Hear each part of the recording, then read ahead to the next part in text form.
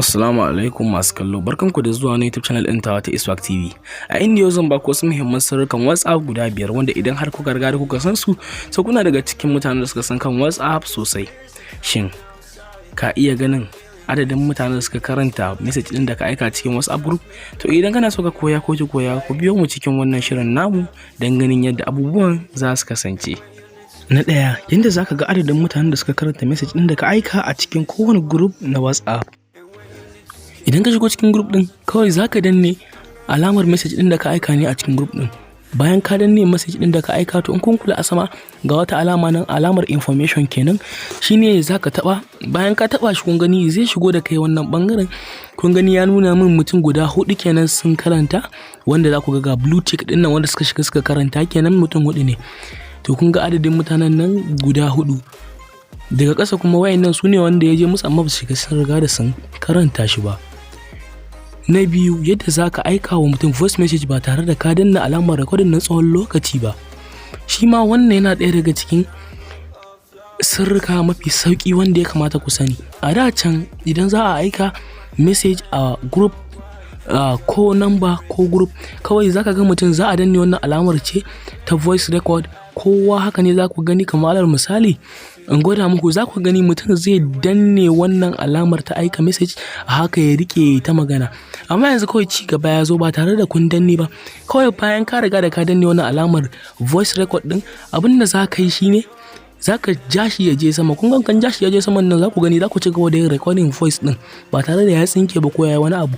To haka ne kuma cikin sauki za ku ci gaba da aika wannan voice din ku yi magana. Idan kuma kun fuskanci kamar ko kun yi mistake, za ku iya danna wannan alamar cancel din, to kun ga zai goge voice din gaba ɗaya, sai ku sake aika wani.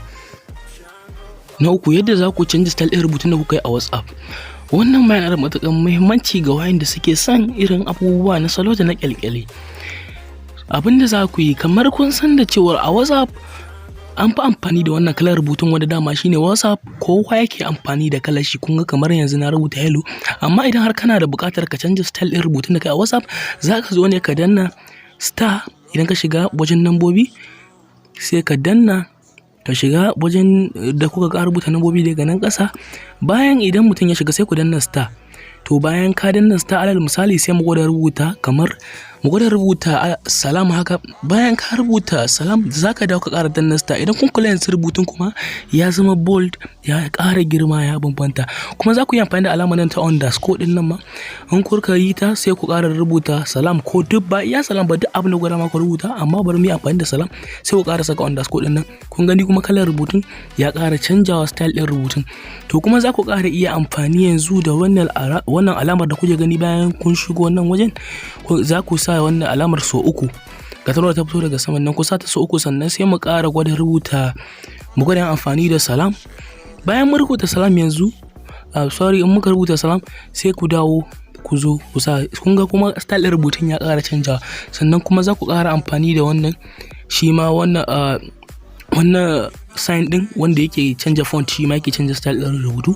Bayan kun rubuta shi, sai ku saka salam, sai ku ƙara saka irin shi. Kun gani style ɗin rubutun ya canja. Na 4, yadda za ka aika wa mutum location ɗinka ta hanyar amfani da WhatsApp. Yawanci wani sa'in za ka iya yin bako akan kasuwancinka ko wani abu ya rasa gane inda kaje, kana ta mai kwatance. To ta cikin sauki kawai a cikin WhatsApp ya zo ci gaban da za ka iya ba mutum location ɗinka ba tare da kai amfani da wani application ba, ka wahalar da kanka domin ya iso ba, ko kuma ku yi ta yawo a gari ba kai ta bashi wahala ba wai dan ya zo ya same ka. So kawai abin da za ka yi, za ka zo wannan alamar media da kuke gani, idan ka taba ta, sannan kuma sai ku taba location din nan. Bayan kun taba location, sai ku danna continue, sai ku ba WhatsApp dama ku danna allow. Kun ba shi dama ya raba location ɗinku kenan. Yanzu sai kawo ka cikin Google Map, za ku jira ya ɗanyi loading sannan ya fitar da location ɗinka. A haka ne kawai idan ka jira na 'yan lokuta, to kun ga gashi nan ya fara buɗewa, ya fara nuna maka location ɗinka inda za ka yi ka raba wa mutum, ka nuna mai inda kake. To bayan ya kawo ka wannan gurin ba tare da ka sha wahala ba, inda kuma kawai ya rage, abin da ya rage kawai ka yi bayan ka riga ka wannan gurin. Kun ga shi ke na riga fitar maka da location ɗinka. To kun ga daga ƙasa sai ka tura mutum iya current location ɗinka daidai inda kake, kawai nan za ku taɓa. To bayan kun aika wa mutum, sai ku jira. Kuna aikawa, kun ga yanzu ya shiga. Na 5, yadda za ku kulle WhatsApp ɗinku ba tare da kun sauke wata application ba. Wannan na nufin yadda za ku buɗe WhatsApp ɗinku kenan ba tare da kun je Play Store kun je kun ɗauke wannan application ba. Wato wannan dama ce ga masu waya mai thumbprint. Abin da za ku yi kawai shine za ku taɓa ɗigo uku nan da ke sama a cikin WhatsApp kenan, kun taɓa wannan ɗigo uku na mai sai ku taɓa settings. Kuna taɓa settings sai ku zo ku taɓa account sai ku danna privacy.